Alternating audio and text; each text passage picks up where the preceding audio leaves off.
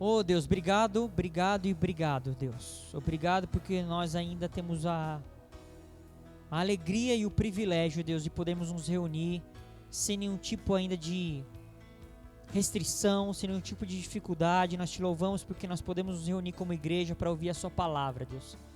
E que teu Espírito conduza todas as coisas que estamos fazendo como nós queremos que ele já está fazendo, como ele está conduzindo todas as coisas. Aleluia. Vou ministrar aqui algo que tem a ver muito com a pessoa do Espírito Santo. Sempre é bom a gente revisitar algumas coisas, entender algumas coisas, compreender algumas verdades em Deus, e às vezes a gente até compreende essa verdade, mas como a gente não consegue, nunca iremos conseguir conhecer de uma forma plena e total as verdades de Deus, porque as verdades de Deus elas são absolutas e nós não temos acesso. A palavra fala que ela se renova a cada manhã. Então às vezes uma verdade que eu conheci, mas ela de repente tem uma faceta em Deus que eu ainda não tive acesso, eu não tive conhecimento, não me foi revelado. Então é bom às vezes a gente de repente, às vezes revisitar algumas situações, para a gente fazer uma análise para ver se a gente está em verdade aprumado com as verdades de Deus. A gente precisa compreender algumas coisas, entender porque algumas coisas também existem e por que Deus fez algumas coisas. Eu gostaria muito de ler agora, e vou fazer isso, eu vou ler o que está no livro de Atos, no capítulo 2, um texto muito conhecido no nosso contexto, quando trata ali, onde houve um start, não, e não um start da igreja. A igreja não começa ali, na verdade a igreja já, em verdade já existia, mas ali começa um start da manifestação da igreja. Nós vamos entender um pouquinho isso também aqui. Olha o que está escrito em Atos, no capítulo 2, a partir do verso 1. Ao cumprir-se o dia de Pentecostes, estavam todos reunidos no mesmo lugar. De repente, veio do céu um som, como de um vento impetuoso, e encheu toda a casa onde estavam sentados. E apareceram distribuídas entre eles línguas, como de fogo, as quais pousaram sobre cada um deles. Verso 4. Todos ficaram cheios do Espírito Santo e começaram a falar em outras línguas, segundo o Espírito lhes concedia que falassem. Aleluia. Esse texto aqui é um texto que serve de base para muitas doutrinas dentro do nosso meio de igrejas. Inclusive existem igrejas que estabelecem suas doutrinas de fé com base muito nesse texto aqui. Esse texto é um texto que inspira também muitas coisas, nos levam a lugares às vezes, alguns lugares às vezes que estão equivocados, outros não, sim, são lugares corretos em Deus, porque aqui foi uma manifestação, e essa manifestação ocorreu através de um cumprimento de uma profecia que já existia. Nós vamos falar aqui disso também, porque nós temos que entender aqui o cenário, o contexto que aconteceu essa situação. Jesus, nós estamos aqui num momento muito próximo, logo após Jesus ter sido ressurreto. E não só isso, porque Jesus ele ressuscitou, mas a gente precisa entender que Jesus ele ressuscitou, e alguns às vezes até pensam que ele ressuscitou e já foi para o Pai. Não, Jesus ressuscitou e ficou aqui entre nós por alguns tempo ainda, alguns dias. Mais de 500 pessoas, mais de 500 irmãos viram Jesus de uma forma ocular após a ressurreição. Mais de 500 pessoas viram Jesus, viram literalmente Jesus como andando entre nós. Foram testemunhas oculares desse Jesus ressurreto. Alguns inclusive tocaram nesse Jesus. Alguns inclusive viram as marcas da crucificação. Alguns inclusive colocaram suas mãos nessas marcas. Mas Jesus ele fala assim: pessoal, seguinte, eu não posso ficar por aqui. eu não posso ficar entre vocês, eu preciso ir para o Pai. Porque se eu não for, não vai ser derramado o outro Consolador. Ele usa tem um texto que ele fala de outro Consolador. Outro Consolador. E esse outro Consolador, ele está falando do Espírito Santo. Porque o Espírito Santo precisava ser derramado. Derramado sobre o quê? Sobre toda a carne. Já existia uma profecia que havia sido liberada sobre isso. Que o Espírito de Deus ia ser derramado sobre toda a carne. Esse era um mistério revelado, que estava escondido e foi revelado. E para isso acontecer, o Espírito Santo precisava ser derramado. A pessoa do Espírito Santo precisava vir. E essa pessoa precisava vir, e vir de uma forma que ele ainda não havia se manifestado. Por quê? Porque Jesus até então, Espírito Santo até então, ele existia sim, ele já tinha acontecido Jesus entre as pessoas, com as pessoas, mas aí no Espírito Santo não havia sido derramado na pessoa, dentro da pessoa, para habitar na pessoa. E Jesus falou e deu uma direção específica para eles: olha, fiquem aguardando em Jerusalém, esperem, porque vai acontecer isso daí, vocês vão ser testemunhas. Aí Jesus vai e direciona eles. E eles estavam aqui nesse lugar em obediência. Uma coisa interessante aqui, que é bom a gente também contextualizar e entender, que essa reunião aqui, nesse lugar onde eles estavam reunidos e era de manhãzinha ainda, era perto das 9 horas da manhã. Na verdade, isso aqui tudo aconteceu antes das 9 da manhã. Eles estavam reunidos no mesmo lugar. Esse lugar aqui não era um templo, não era uma sinagoga, não era uma igreja no sentido prédio, no sentido de lugar físico. Era um lugar onde eles estavam reunidos. Muito provavelmente esse lugar era um lugar também de, como fosse uma casa, vai. E a Bíblia fala aqui para nós que eles estavam reunidos também, e era o tempo do Pentecostes. O Pentecostes, o que é o Pentecostes? O Pentecostes era uma festa judaica, ainda é, né? Porque o judeu ainda celebra ainda. O Pentecostes é uma festa judaica que eles celebravam no Pentecostes duas coisas. O que é celebrado no Pentecostes? Duas coisas. Eles celebram porque Deus concedeu para eles a lei escrita, porque Deus deu a lei escrita a Moisés. Primeiro Deus pega pedras e Deus, o próprio Deus, escreve nessas pedras a lei e dá a Moisés. Aí acontece de Moisés descer, o povo tinha pecado, blá, blá, blá, blá, blá, e aí ele quebra, joga e quebra. Mas aí depois ele volta lá no monte de novo, só que daí Deus de novo dá a lei, só que dessa vez Deus fala assim, Deus agora manda Moisés escrever. Aí Moisés teve que talhar a pedra, e Moisés escreve, e ali naquelas pedras ali, na pedra ele escreve as leis. Então o judeu celebra isso no Pentecoste.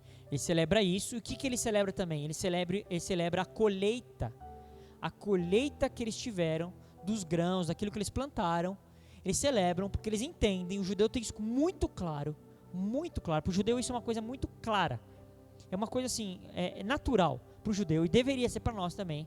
Eles entendem que a colheita é fruto da graça e da bênção de Deus. Então eles celebram no Pentecoste. E esses caras estão ali reunidos nesse tempo. O tempo do cumprimento do Pentecostes. E eles estavam reunidos todos no mesmo lugar. E a Bíblia fala que de repente, eles reunidos ali. Eles estavam reunidos. Eles estavam em oração. Eles estavam ali em consagração. E aí a Bíblia fala que de repente veio do céu um som. De repente veio do céu um som. E aqui também é uma coisa que a gente precisa entender. A Bíblia fala aqui que veio do céu um som como de um vento impetuoso.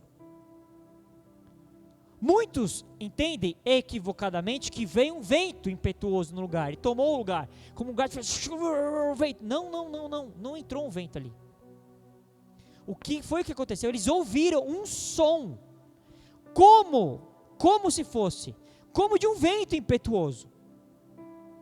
Eles ouviram um som. Eles ouviram. E aqui fala, encheu toda a casa onde estavam sentados. Eles estavam numa casa, reunidos, Então aí já vai destruindo, quebrando, desconstruindo toda religião, toda doutrina, onde muitos pensam que Deus só é encontrado nos templos, onde Deus só é encontrado nos lugares santos, sagrados, consagrados, os sacros lugares. Não, eles estavam reunidos numa casa, porque o propósito de Deus nunca foi a tenda, o propósito de Deus nunca foi o tabernáculo, o propósito de Deus nunca foi o templo, o propósito de Deus sempre foi a gente, sempre foi nós, sempre foi a gente. Aquilo tudo era uma simbologia que Deus usou para nos ensinar. E aí a Bíblia fala que ele estava numa casa onde eles estavam sentados e apareceram distribuídas entre eles línguas. Você imagina você estar ali sentado, escuta um som, como fosse de um vento impetuoso, ou seja, não é qualquer, não é uma brisinha, não é um som. Aí daqui a pouco eles começam a ver línguas.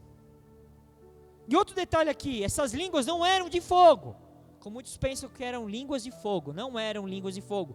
A Bíblia fala línguas como de fogo, elas pareciam como fosse um fogo, assim, era uma coisa assim que eles tentam, na verdade aqui é uma tentativa de tentar explicar o que eles viram, o que eles presenciaram, o que eles vivenciaram. E essa língua como de fogo, as quais a Bíblia fala aqui que pousaram sobre cada um deles, ou seja, foi algo que eles experimentaram e todos ali viram e vivenciaram aquilo, porque essas línguas elas pousaram sobre cada um. E aí o que acontece quando essas línguas pousam sobre eles? A Bíblia fala que eles ficaram cheios do Espírito Santo. Uau!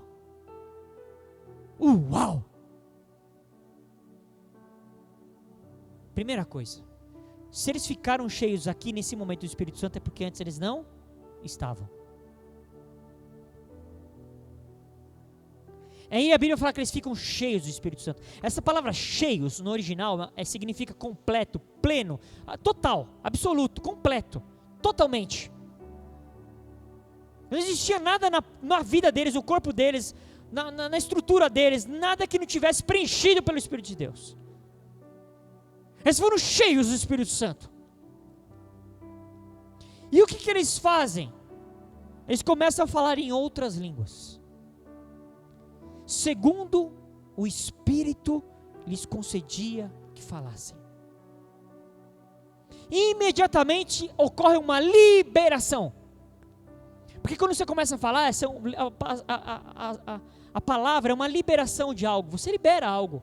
E eles começaram a falar em outras línguas, eles começaram a liberar, houve uma liberação.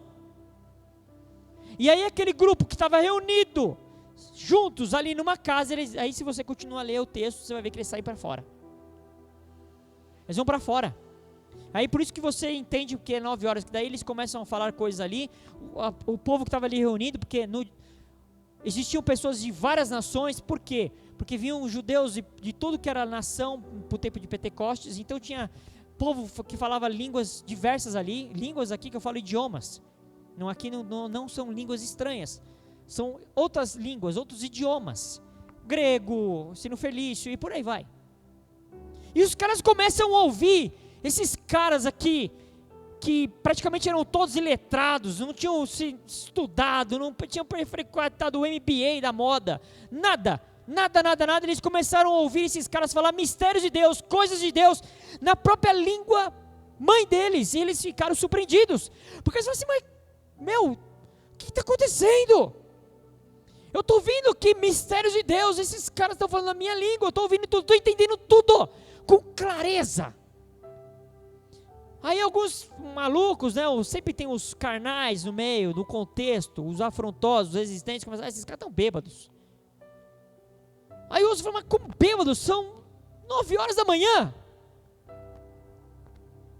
Cheios do Espírito Santo. Cheios do Espírito Santo. Cheios do Espírito Santo.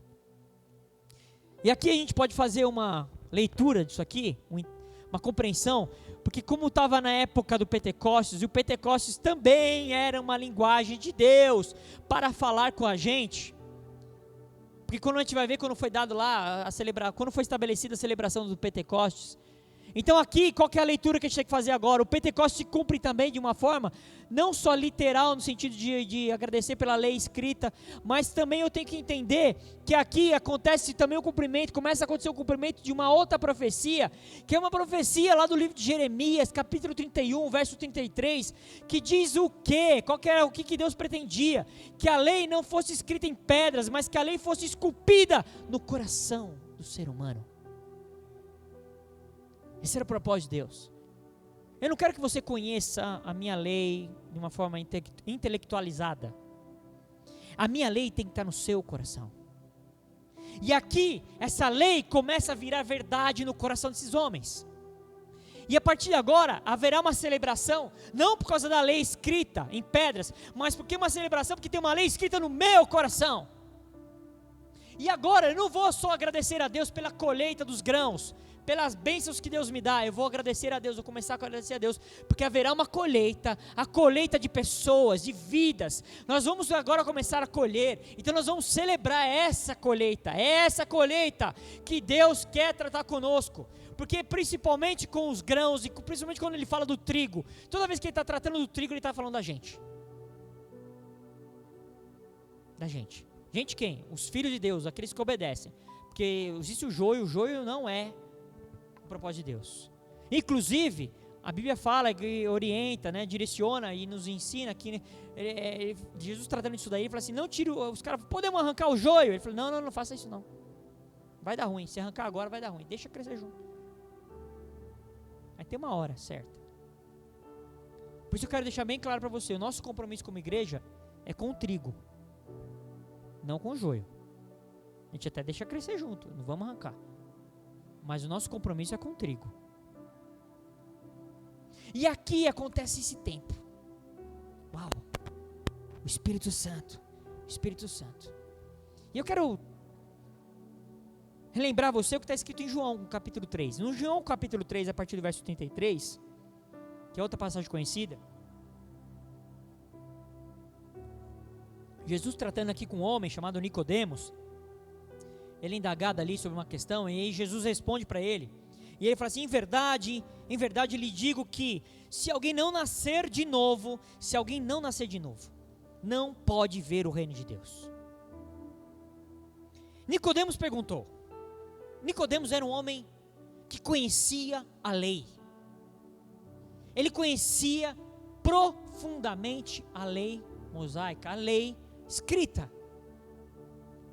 Ele conhecia, ele não era um cara um gentil, ele não era um cara que nunca teve contato, acesso e nunca ouviu falar, pelo contrário, ele conhecia, ele era um cara que sabia de todas as questões que envolviam a lei, e ele pergunta, como que pode um homem nascer sendo velho? Será que pode voltar ao ventre materno e nascer para uma segunda vez? Os religiosos sempre vão querer entender na forma natural.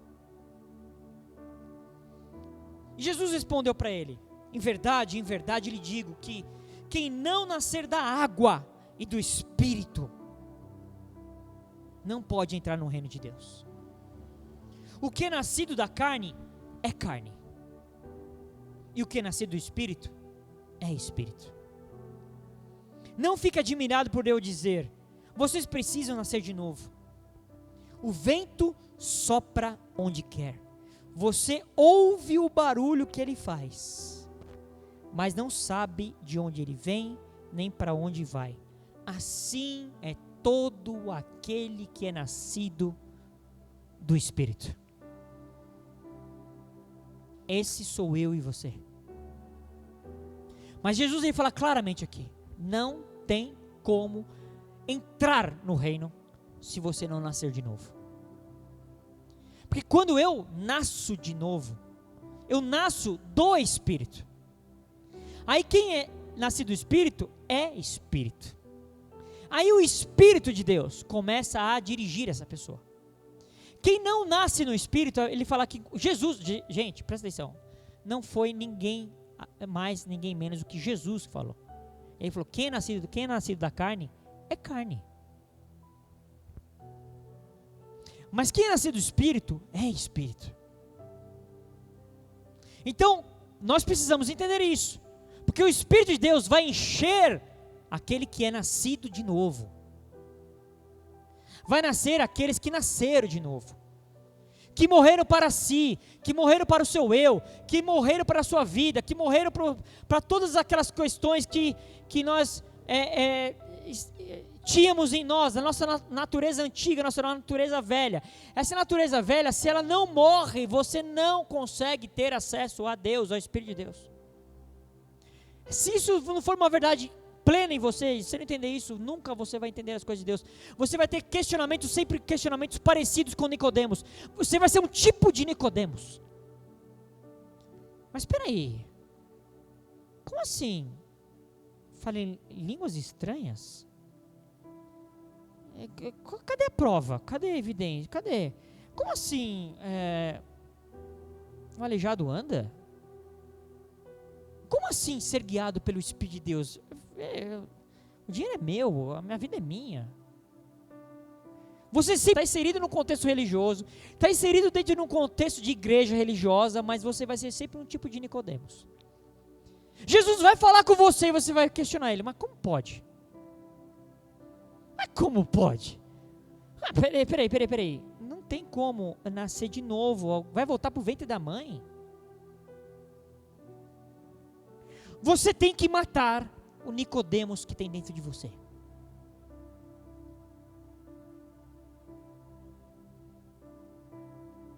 O Nicodemos não entende o que Jesus fala. Porque Nicodemos, até então, não havia nascido de novo. Ou você acaba de vez com esse Nicodemos aí, ou você não vai experimentar do Espírito de Deus. Não. Então qualquer situação que você enfrenta, você vai questionar e vai se posicionar naturalmente dizendo. A sua leitura, aquilo que você vai ouvir, aquilo que você vai entender vai ser natural. Você vai responder natural. Então você vai julgar as pessoas de uma forma natural. Você vai ser um julgador, você vai ser uma maledicente, você vai ser um egoísta, você vai ser um mesquinho, você vai ser uma pessoa que vai ofender, você vai ser uma pessoa que vai querer fazer justiça própria. Porque Nicodemos ainda habita em você. Uma coisa eu falei, e é importante às vezes a gente trabalhar em algumas verdades. A gente precisa compreender de vez que não tem salvação para o velho homem. A velha natureza, ela não pode ser salva. Não é que você pega a sua velha natureza, porque você pode dizer assim, na sua insensatez absoluta, mas eu sou uma boa pessoa, vim de uma boa família, eu estudei, eu me dediquei, eu não atrapalho ninguém, eu não engano ninguém, eu vivo tudo belezinha, eu sou um cheirosinho de Jesus. Mas se a sua velha natureza não morre, não tem como você nascer de novo. A velha natureza não tem salvação para a velha natureza, é por isso que a velha natureza tem que morrer. Ela tem que ser morta, ela tem que ser mortificada. A nossa velha natureza tem que estar na cruz. Lá é o lugar dela, da nossa velha natureza. Quando eu entendo isso, muitos questionamentos caem por terra. Muitas reivindicações que eu faço caem por terra. Reivindicações na minha casa, no meu contexto social, na igreja, caem por terra. Por que a gente reivindica às vezes as coisas, não aceita algumas coisas? Porque o nosso eu está muito vivo, o Nicodemos está vivo. Mas lá em João capítulo 16, verso 7, fala assim, Evangelho de João, capítulo 16, a partir do verso 7. Mas eu lhes digo a verdade, quem está falando aqui? Jesus de novo.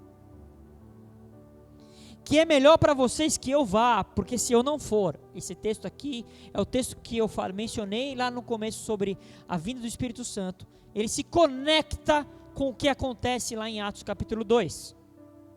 Porque se eu não for, o Consolador não virá para vocês. Mas se eu for, eu o enviarei. Verso 13, pula para o 13. Porém, quando vier o Espírito da verdade, ele os guiará em toda a verdade. Ele não falará de si mesmo, mas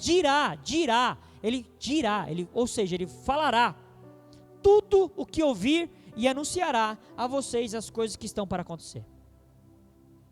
Ele me glorificará, porque vai receber do que é meu e anunciará isso a vocês. Verso 15. Tem pessoas que gostam do verso 15.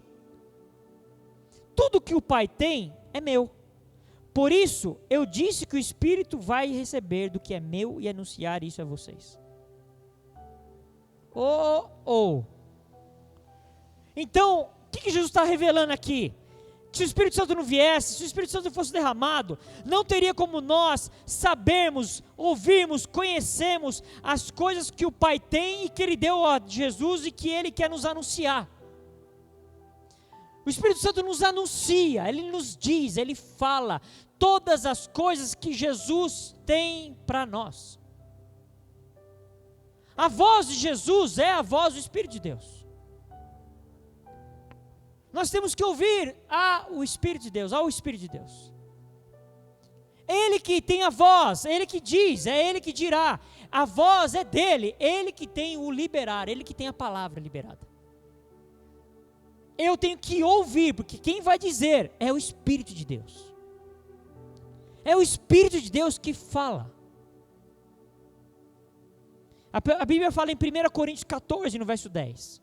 Em 1 Coríntios 14, verso 10, fala o seguinte: sem dúvida, muitos tipos de vozes no mundo, e nenhuma delas é sem sentido. No mundo existem diversas vozes, mas nós temos que discernir, entender e ouvir a voz do Espírito. Porque no mundo tem diversas vozes, e todas as vozes que existem no mundo, todas as vozes que tem no mundo não são de Deus. Porque o mundo jaz no maligno. E nós por vezes somos guiados por essas vozes. Nós temos que ouvir a voz do Espírito. Em João, no capítulo 14 agora, a partir do verso 15, João capítulo 14, a partir do verso 15, Jesus de novo, ele diz aqui, quem é que ama ele?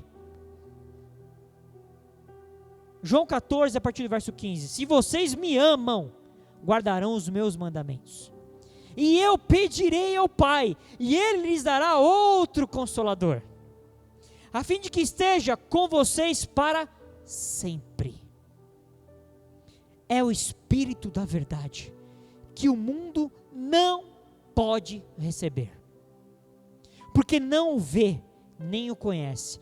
Vocês o conhecem, porque Ele habita com vocês, e estará em vocês. Uau! Essa é a maior bênção que existe para nós, os filhos de Deus. O Espírito de Deus, o Espírito Santo, habitando em nós. Não existe coisa mais abençoadora, mais preciosa, mais relevante do que o Espírito de Deus habitando em nós. E Jesus falou, eu preciso morrer, e eu preciso ir, porque se não for esse outro Consolador, o Espírito Santo não vai ser derramado. De novo, aqui um texto fundamentando isso. Em Hebreus, no capítulo 1, no verso 1, Hebreus, agora lá no livro de Hebreus, capítulo 1, a partir do verso 1, aqui o Espírito de Deus, inspirando o escritor aqui do livro de Hebreus, escreveu assim, antigamente quando? Antigamente significa que antes de Jesus, antes de Jesus vir, Deus falou, muitas vezes, de muitas maneiras, aos pais, pelos profetas, como Deus falava com o povo antes. E Deus, a Bíblia fala que Ele falou de várias maneiras, de várias formas, mas Ele falava através do quê? Pelos profetas. Ele usava um profeta para falar com o povo. O profeta era a voz de Deus, o profeta era a liberação de Deus, o profeta era aquele que trazia a palavra de Deus, a liberação de Deus, a voz de Deus, a direção de Deus. O profeta tinha essa missão, esse propósito. Deus usava os profetas, e Ele fala, mas nesses últimos dias, nos falou pelo Filho, a quem constituiu o herdeiro de todas as coisas, pelo qual também fez o universo. O Filho, que é o resplendor da glória de Deus e a expressão exata do seu ser, sustentando todas as coisas pela sua palavra poderosa. Depois de ter feito a purificação dos pecados, assentou-se à direita da majestade nas alturas, tendo se tornado tão superior aos anjos, quanto herdou mais excelente nome do que eles. Jesus aqui de novo aqui, tratando de Jesus, e aqui ele está falando sobre Jesus, que antes de Jesus vir, Deus falava com o povo através dos profetas, mas depois que vem Jesus, ele começa a falar através do Filho. E ele fala que esse Filho, ele agora está sentado na majestade de Deus, e que Deus deu um nome para ele, poderoso, superior aos anjos, e ele herdou um excelente nome, mais excelente nome. Um dos motivos que Jesus precisava fazer, porque precisava cumprir, para que o nome de Jesus fosse colocado acima de todo nome, para que através do nome de Jesus, todo o nome se submetesse ao nome de Jesus. Mas quem fala com a gente hoje? O Espírito de Deus. Porque o Espírito de Deus vai fazer o que Jesus falou, ele vai anunciar o que eu falar. Porque agora Deus fala através do Filho, e o Filho fala conosco através do Espírito. O Espírito anuncia aquilo que Jesus fala para ele. Amém? Nós precisamos ter esse entendimento, porque nós não podemos alcançar qualquer relevância no mundo do Espírito, qualquer relevância numa questão natural, qualquer relevância em qualquer situação, se nós abrirmos a mão, se nós deixarmos de lado verdades que são inegociáveis de Cristo Jesus. Nós nunca seremos relevantes se nós abrirmos mão de algumas verdades de Deus. Na verdade, as verdades de Deus são inegociáveis. Ninguém negocia as verdades de Deus sob pretexto algum. E tem uma verdade de Deus que ela é inegociável. Deus fala com o seu povo através do Espírito de Deus que habita em nós. Nós precisamos assim ter esse entendimento, porque tem muitas pessoas, por exemplo, que consideram que a partir depois de Jesus, e que Jesus veio, que só o Novo Testamento vale. Que o Velho Testamento já foi, não serve para nada. É um equívoco isso. Porque na verdade aqui é uma sombra, sim, é evidente. Essa nova aliança, ela aboliu a velha aliança. Nós não andamos mais, significa o seguinte, eu não ando mais conforme a velha aliança. Mas esses contextos todos aqui, tudo que a gente vê aqui, Deus usa isso para falar com a gente. Para nos mostrar a verdade de Deus aqui, trazer revelações de Deus. Por isso nós não podemos rejeitar o velho só porque é velho. Tem muita gente que faz isso, rejeita uma coisa velha só porque ela é velha. Hoje mesmo eu estava falando com as minhas filhas. A gente estava falando de filme. E elas estavam lá sabendo, mas esse filme aqui é velho. Falei para elas, filhas, a gente não pode rejeitar um filme só porque ele é velho. Tem alguns filmes velhos que eles são muito bons, até hoje. Se você assistir esse filme, você vai ver que é muito legal. Aí eu falei até alguns nomes de alguns filmes. Falei, o filme tal é muito legal. Se você assistir, você vai ver que da hora que é. Muito legal. Ou seja, nós não podemos rejeitar uma coisa velha só porque ela é velha. E nem tampouco abraçar uma coisa nova só porque é nova. Não. Tanto o velho como o novo, o antigo e o novo, tem valor somente se tiver em conformidade com a verdade, com a palavra, com a verdade. Se aquilo que Deus te trouxe como uma revelação há 30 anos atrás, mas isso ainda está alinhado com a verdade de Deus, continue com baixo essa revelação. Mas se aquela revelação ela já ficou obsoleta no mundo do Espírito, porque Deus já se moveu em outro sentido, e você está pegado de qualquer jeito, porque lá em 1983, Deus falou, aleluia, talvez você viu só para 83, porque Deus anda de fé em fé, de glória em glória, mas se Deus tem a mesma direção ainda, continue de baixo. Não vai rejeitar só porque é velho. E não é porque chegou uma coisa nova, um movimento novo, que você vai sair abraçando simplesmente porque é novo. Não. Alinha isso conforme a verdade. Se estiver debaixo da verdade, siga, senão não. Mas como eu vou saber? Ouvindo a Deus, ouvindo o Espírito Santo. Ouvindo o que o Espírito Santo fala. Em Apocalipse agora, vai em Apocalipse agora no capítulo 2, Apocalipse capítulo 2. Quem não sabe onde está o livro do Apocalipse, vai para o índice. Lá você vai encontrar. Apocalipse 2. Olha o que diz o verso 7. Eu vou ler o início do verso. Quem tem ouvidos, ouça. Quem tem ouvidos, ouça. Ouça o quê? O que o Espírito diz às igrejas. Não é quem tem olhos, veja. Quem tem ouvidos, ouça. Ouvir o quê? Que o Espírito diz às igrejas.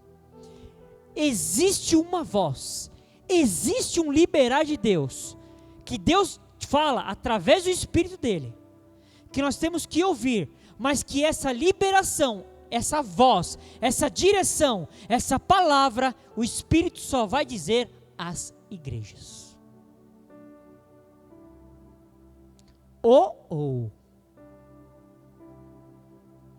Aqui dá bug nos desigrejados. Rapaz do céu, aqui dá bug. Existe uma liberação de Deus, que Deus só faz para as igrejas, através do Espírito dele. E Jesus falando aqui, porque aqui é Jesus falando aqui com João. Quem tem ouvidos, ouça.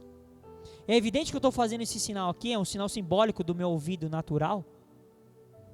Mas esse ouvido aqui, não é esse ouvido aqui, que está aqui dentro, não é. É o ouvido do meu espírito, Quem tem ouvido, ouça. Ouça o que o Espírito diz. Diz para quem? As igrejas. Se você está fora de contexto de igreja, aqui não estou falando de igreja institucionalizada, não estou falando de membresia, não estou falando de coisa doutrinária, não. Ser igreja mesmo, envolvido, ser vivo, participante, inserido, corpo de Cristo. Se você está fora desse contexto, você vai perder a direção que Deus está dando para o povo dele. Existem direções que são específicas para um povo, para uma igreja. Existe uma mensagem que Deus libera através do seu Espírito para a igreja, e se nós não tivermos inseridos nesse contexto, e não basta estar inserido, que você tenha ouvidos para ouvir. Eu pergunto para você, o que o Espírito Santo está dizendo para as igrejas? Você sabe?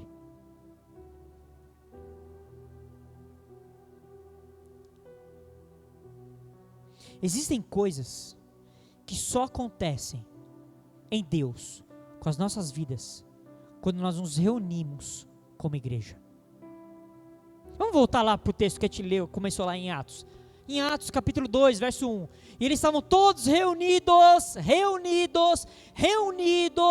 Não era um homem, não era um profeta, não era um apóstolo, não era um homem ungido de Deus. Era um povo, um grupo de pessoas que estava reunido. Aconteceu ali, tanto é que ali, olha que coisa tremenda. Deus não tem nomes, Deus tem um povo. Deus não tem nomes, Deus tem uma igreja. Tanto é que ali não diz quem estava reunido, ali não está falando quem é que estava reunido ali, não dá o nome de ninguém. Porque ele podia falar, estava reunido ali João, Maria, Joaninha, Frederica, José e outros. Não, ele não fala quem estava ali. A gente imagina que são os discípulos, mas não está nomeando. Porque nós, quando somos um corpo, nós não somos mais uma pessoa sozinho. Nós somos inseridos dentro de um corpo. E existem coisas que só acontecem quando nós estamos reunidos como igreja. Eu vou dar mais algum exemplo. Vamos ler o que está escrito lá em Mateus. Exemplo não, vou dar um exemplo e um fundamento. Vou falar o que está escrito agora em Mateus capítulo 18. Mateus 18, a partir do verso 15. Mateus 18. Se o seu irmão pecar contra você, Se o seu irmão pecar contra você, vá e mostre-lhe o erro. Mas faça isso em particular. Leva para o cantinho do pensamento e troca uma ideia. O irmão pecou contra você, vai lá e troca uma ideia. Mas olha o que ele fala. Só entre vocês dois. E se essa palavra, se essa pessoa ouvir o seu conselho, então você ganhou ela de volta, o seu irmão. Se você trocar essa ideia e a pessoa ali se ligar, reconhecer e entender, você ganhou de volta o seu irmão. Mas ele fala assim, mas se não ouvir, olha o ouvir, mas se não ouvir, leve com você uma ou duas pessoas para fazer o que mandam as escrituras sagradas. Elas dizem, qualquer acusação precisa ser confirmada pela palavra de pelo menos 2 testemunhas. Verso 17. Mas se a pessoa que pecou não ouvir essas pessoas, então conte tudo à igreja. Olha o estreito aqui. Olha a coisa que eu estreitando. Pessoa vacilou, pecou. Vai lá, você está sabendo. Aqui presta atenção, deixa eu fazer uma coisa aqui muito importante aqui. Aqui diz assim, se o irmão pecar contra você, chame o pastor e manda o pastor conversar com ele. Está escrito aí na sua Bíblia isso aí? Não, está dizendo você, vai lá e fala com ele. Se ele dá ouvido, aleluia, glória a Deus. Se arrependeu, consertou, alinhou, acabou o assunto. Acabou. Mas se ele não ouvir, chama 2 ou 3 e vai trocar uma ideia com o cara. Amigão, é o seguinte, amigona ou amigão, né? As mulheres gostam de falar, amiga, troca uma ideia. Se essa pessoa entender, reconhecer, se arrepender, aleluia, glória a Deus, resolveu o assunto, segue a vida, acabou o assunto, tchau. Mas se esse cara insistir em continuar no erro, no pecado, a Bíblia fala aqui, leve essa pessoa e conte tudo à igreja. E se ela não ouvir a igreja, trate-a como um pagão ou como um cobrador de impostos. Isso aqui não é doutrina da nossa igreja. Isso aqui não está no estatuto da 7K Church. Isso aqui não é uma coisa que... Isso aqui, sabe quem falou? Quem falou isso aqui? Quem falou? Jesus. Mas ele não é amor? Isso aqui é amor. Porque sabe o que acontece? Essa pessoa aqui, na verdade, não está nada a fim de se arrepender. Então, o que acontece? Ela vai contaminar. Ela não vai, entendeu? E tem que ser claro, porque a pessoa tem que entender que ela está no erro. Porque senão a pessoa vai ficar fingindo que está com Deus e está no erro. Mas eu não quero me apegar aqui. Eu quero apegar nessa questão da igreja. E ele fala assim, olha. Verso 18. Eu afirmo a vocês que isso é verdade. O que vocês, presta atenção, o que vocês, plural, proibirem na terra, será proibido no céu. E o que permitirem na terra, será permitido no céu. Eu estou lendo aqui a nova linguagem de hoje. Mas na maioria das outras traduções, o que ligares na terra será ligado no céu, e o que desligares na terra será desligado no céu. No céu. Amém? Amém? Aqui ele está falando assim, o que vocês proibirem, será proibido. O que vocês permitirem, será permitido. Ele continua. Eu afirmo a vocês, e isso também é verdade. Todas as vezes que 2 de vocês que estão na terra pedirem a mesma coisa em oração, isso será feito pelo meu Pai que está no céu. Porque onde 2 ou 3 estão juntos em meu nome, eu estou com eles. Sabe o que está falando aqui? Existe uma autoridade que é dada à igreja. Só a igreja. Aqui está falando assim, se vocês precisam de mais de um, óbvio. Se vocês tiverem concordância, que não é assim para qualquer maluquice, a gente tem que entender o contexto. Se a pessoa está aqui com Deus, entende, faz uma liberação em Deus, são direcionados por Deus, e essas pessoas juntas, em concordância, liberarem alguma coisa na terra, será liberado no céu. Uau! E se nós proibirmos uma coisa aqui na terra, será proibido no céu.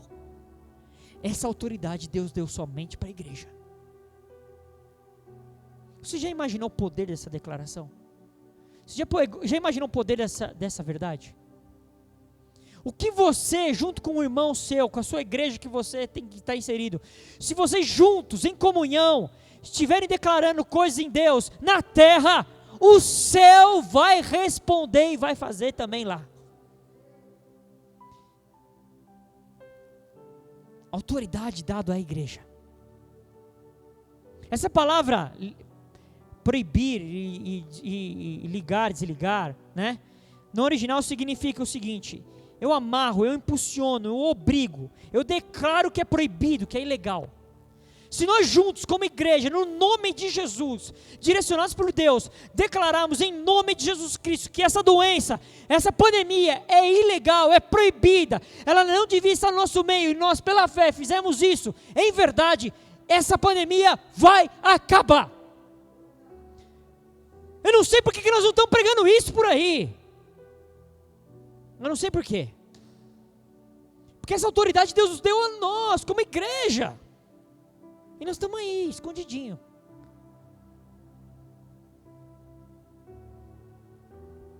Essa outra palavra que é o liberar, o desligar, significa propriamente soltar, liberar.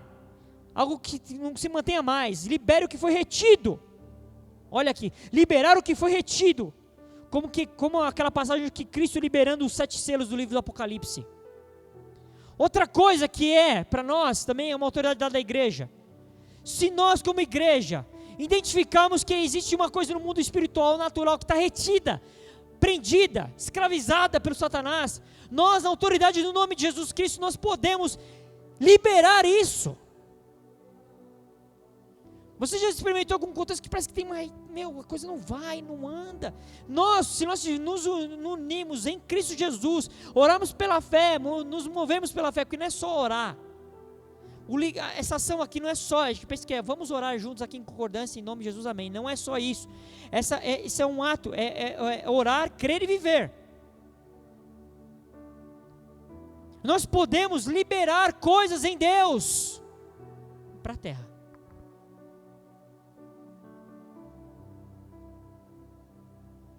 Um homem, sozinho, Elias, orou, e ficou mais de 3 anos sem chover. Esse mesmo homem, ora de novo, e a chuva vem. Aquilo é um simbolismo do que Deus vai fazer com a igreja. Essa autoridade só a igreja tem quando nós estamos em comunhão no mesmo propósito. Quando nós estamos em comunhão, no mesmo propósito, nós nos movemos na terra e Deus se move no céu. E Deus se alegra. Ele fica lá, eu fico imaginando agora, lógico, me permita essa conjectura. Eu fico imaginando, eu falo assim, eles entenderam. Eles entenderam. E aqui não é para soberba, não é para fortificar reinos próprios, nada disso, é tudo papagaiada. Estamos falando de comunhão com Deus, comunhão com o Espírito, comunhão com os irmãos, o mesmo propósito em Deus. E ali Jesus fala no verso 19, verso 20, porque onde estiverem 2 ou 3 reunidos em meu nome, ali estou no meio deles. Essa palavra reunidos não significa estar no mesmo ambiente. Não é simplesmente isso. Porque a gente pensa assim, eu vou me juntar aqui, vamos lá, junta aqui, dá a mãozinha, tamo junto, cadê você? Não é isso. Reunidos significa eu e o meu irmão, eu e minha irmã, nós estamos juntos no mesmo propósito. O nosso coração está alinhado com Deus, nós estamos alinhados com o Espírito de Deus. E a Bíblia fala que quando essas pessoas se juntam, você não precisa pedir, vem, vem mais uma vez. Não, ele declara que ele vai estar no nosso meio. Precisa ficar cantando essas músicas que nós estamos cantando aí. É uma música pendente, Jesus vem, vai, aparece. Tem música que canta só mais uma vez. Não, eu fico imaginando Jesus falando assim, eu já estou aí, você não está me vendo, não está entendendo, não compreendeu. Onde 2 ou 3 estiverem reunidos em meu nome, ali estou no meio deles. O que nós temos que fazer? Viver isso. Pela fé. Mas nós queremos experiências místicas, sobrenaturais. Porque se nada está acontecendo do meu lado, eu falo, será mesmo que ele está aqui? Não estou vendo um graveto pegar fogo, eu não estou vendo a asa do anjo fazer um ventinho aqui, não estou sentindo um arrepio. É porque a gente quer ter experiências pelo natural, não entender o que nós temos que fazer em sobrenatural. E ele fala lá em Mateus, voltando um pouquinho, em Mateus no capítulo 16, a partir do verso 18, Mateus 16, Jesus também aqui de novo falando, ele fala assim em Mateus 16 a partir do verso 18, também eu lhes digo que você é Pedro, e sobre essa pedra edificarei a minha igreja. Primeira coisa que eu quero aqui deixar muito claro aqui, a igreja tem dono. A igreja tem dono. Não é o bispo fulano, não é o apóstolo ciclano, não é o patriarca beltrano, não. A igreja tem dono e o dono da igreja é Jesus. Ele fala, a minha igreja. A minha igreja. Ele fala assim, e sobre essa igreja, a minha igreja, as portas do inferno não prevalecerão contra ela. Yes. É contra a igreja. Não é contra você sozinho, individualizado. O Revelation desigrejado. O playboy das redes sociais. O playboy do YouTube. Sabe falar um monte para YouTube, mas não está inserido em contexto nenhum de igreja. Meu amigo, cuidado. Aqui Jesus ele diz o seguinte, que existe uma autoridade para nós. E que ele declara que se Jesus falou, está falado. As portas do inferno não prevalecerão contra a igreja dele. E ele fala mais. E eu lhe darei as chaves do reino dos céus. Uau! Isso aqui tem que gerar algum impacto no seu coração aí. Porque ele está dizendo aqui que ele vai dar chaves. Chaves aqui não é literal, gente. Significa, sim, é um simbolismo de autoridade. Eu lhes darei as chaves, a autoridade do reino dos céus. Para quem? Para quem? Para a igreja. E ele fala aqui, que esse texto conversa com o que nós lemos lá em Mateus 18. O que você ligar na terra, será ligado nos céus. E o que você desligar na terra, será desligado nos céus. Uau! Essa autoridade foi concedida a nós, como povo de Deus, igreja do Deus vivo, igreja de Jesus. Eu lhes darei as chaves. Isso aqui Jesus vai fazer, é sua. E com essas chaves, o que vocês ligarem na terra, vai ser ligado no céu.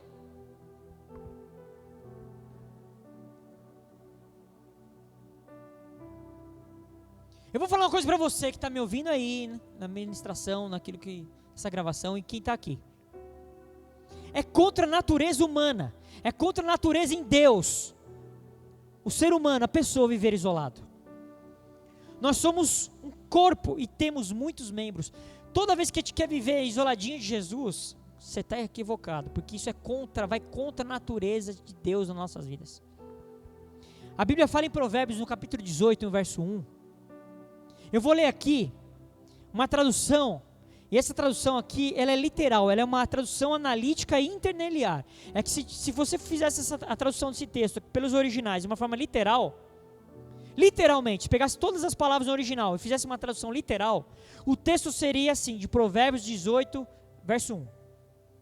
O que vive isolado está em busca do seu desejo próprio.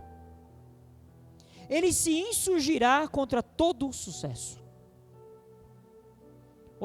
Uma tradução diz o seguinte: o solitário busca o seu próprio interesse e se opõe à verdadeira sabedoria.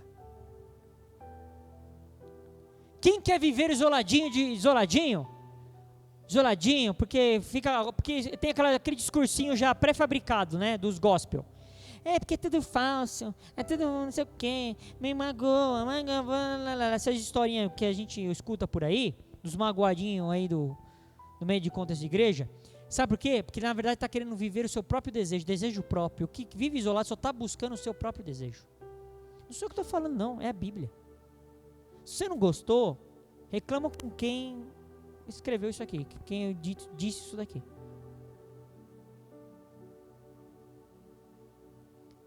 Sabe, logo no começo da Bíblia, lá em Gênesis capítulo 2, Deus disse, Deus falou, não é bom que o homem esteja só. Não é bom. Não é bom. Igreja é exatamente isso, você não viver só. Sabe o que a gente identificou? Eu já falei disso, tratei disso e vou continuar falando. Porque a gente está colhendo os frutos disso daí. Algumas pessoas já tinham no seu coração, ali escondidinho, que vir à igreja, participar de uma reunião, se envolver com o ministério, não fazia diferença nenhuma. Mas como estava assim, não estava nem atrapalhando nada, ele vinha, frequentava os lugares por aí, estou falando de modo geral, viu? Estava lá, ia, aparecia. Na verdade ele tinha essa atividade dele de vida, era uma atividade meramente natural. Ele frequentava, era um frequentador daquele contexto. Era uma questão ou meramente natural, ou então obrigacional, porque alguns se viam obrigados, afinal de contas estou aqui, meu pai não sei do que, fulano, e se eu não vim, isso vai acontecer, ou até mesmo cultural. Alguns frequentavam a igreja para falar, porque isso acontece porque eu fui ensinado que tem que ir para a igreja, né? Mas perguntam, por quê? Eu não sei. Está inserido na cultura familiar daquela pessoa. Mas aí chegou uma tal de pandemia. Parecia a pandemia.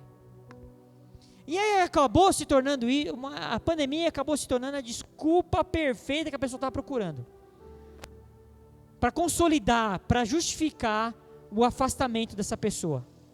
Um afastamento que já existia no coração. Mas não tinha coragem, sabe? Porque, não quero evitar a confusão. Aí a pandemia virou a justificativa perfeita. Agora eu tenho uma justificativa. Eu tenho medo de, vai que eu fico doente, né? E acontece alguma coisa. Então, desculpa, irmão. Não vou não. Mas frequentava um monte de ambiente. Mas lá a igreja não pode. Lá é proibido. Porque lá vai ter coronavírus, irmão. Corações revelados. Sabe, em 1 Coríntios, no capítulo 2, nós estamos caminhando para o fim. Coríntios 2, verso 10. 1 Coríntios 2, a partir do verso 10. Deus, porém, revelou isso a nós por meio do Espírito. Por meio do Espírito. Porque o Espírito sonda todas as coisas, até as profundezas de Deus. Pois quem conhece as coisas do ser humano, a não ser o próprio Espírito humano que nele está? Assim, ninguém conhece as coisas de Deus, a não ser pelo Espírito de Deus. E nós não temos recebido o Espírito do mundo, e sim o Espírito que vem de Deus, para que conheçamos o que por Deus nos foi dado gratuitamente. De novo, novamente, estou botando fundamentos. Não tem como conhecer a Deus, as coisas de Deus, as coisas pertencentes a Deus, se não for pelo Espírito de Deus. A Bíblia fala que somente o Espírito de Deus conhece, ele conhece as profundezas de Deus. E essas profundezas que Deus quer nos revelar, através do seu Espírito. E sabe o que eu vejo? Que dentro de um contexto de igreja existe muita gente que tem um conhecimento meramente conceitual sobre as coisas pertinentes ao reino de Deus, a Deus. É um conhecimento intelectualizado, conceitual. Ele tem um conceito sobre o que é isso, o que é ministério, o que é igreja, o que é Deus, o que é Jesus, o que é Espírito Santo, o que são dons. Ele tem um conceito. Mas é um conceito meramente intelectualizado. Mas o que acontece com esses conceitos que nós criamos, que são meramente conceituais e intelectualizados? Esse tipo de coisa não nos ajuda no dia da adversidade. Não nos ajuda. Não nos sustenta no dia de aflição. Não nos fortalece contra o pecado. A gente não consegue vencer o pecado apenas com conhecimento teórico ou teológico. E não nos leva a Deus.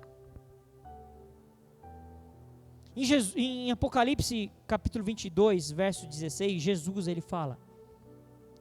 Apocalipse 22, verso 16. Eu, Jesus, ele fala aqui, enviei o meu anjo para dar testemunho dessas coisas a vocês nas igrejas. Nas igrejas. E o que ele fala? Eu sou a raiz e a geração de Davi, a brilhante estrela da manhã. Verso 17. O Espírito e a noiva dizem: vem. Aquele que ouve, diga: vem. Aquele que tem sede, venha. E quem quiser, receba de graça a água da vida. Essa é uma liberação, uma declaração que somente o Espírito e a noiva podem fazer, juntos em comunhão. O Espírito e a igreja. Vem. Vem. Vem. Sem o Espírito não dá. Estando desconectado da igreja também não dá. O último versículo que eu vou ler é que está em Oséias, capítulo 8, verso 12. Oséias, capítulo 8, verso 12. O profeta aqui, chamando o pessoal aqui numa conversinha, um alinhamento no prumo. Ele fala assim: embora Deus falando, eu escreva a minha lei em 10.000 preceitos, estes seriam tidos como coisa estranha. Sabe por quê? Porque o coração de vocês está endurecido, é isso que Deus está querendo dizer. Eu podia escrever 10.000 coisas aí, vocês iam ler aquilo, e aquilo ia ser estranho. Eu não entendo nada. Não entendo. Porque existe uma petrificação no coração. Sabia que em torno, é lógico que esse número aqui não é absoluto, não é matemática, é uma forma de linguagem. Em torno de 90%, né? Na verdade estou querendo dizer a maioria das crises que existem, elas não vêm do diabo. Não vêm. O diabo pode até usar essas crises. O diabo ele é astuto, ele usa. Mas essas crises, elas vêm, a maioria delas, porque é Jesus tratando com a sua igreja. Ele está chacoalhando os reinos que foram estabelecidos no meio da igreja. Existem reinos, feudos, dentro de um contexto de igreja. Tem pessoas que se dizem irmãos, mas ele não conversa com outro irmão só porque o irmão crê de um jeito diferente. O cara pergunta assim para você, assim, numa arrogância: você crê no batismo nas águas, é imersão, aspersão, blá, blá, blá. E se o cara fala assim: não, eu creio de tal jeito. Eu não acredito assim, porque isso. Tipo, querendo dizer, você não serve. Estou dando um exemplo muito simplório. Deus, através do seu Espírito, Jesus, ele está chacoalhando a sua igreja, porque está testando a nossa fé, o seu compromisso, a sua fidelidade e a sua lealdade.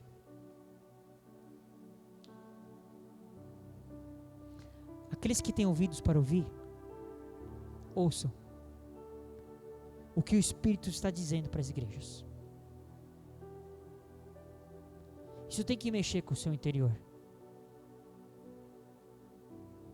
Porque se ele está dizendo alguma coisa, e eu digo que eu sou igreja, eu preciso saber o que é. Eu preciso saber.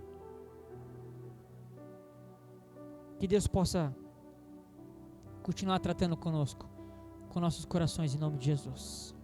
Amém? Terminei a gravação aqui, estou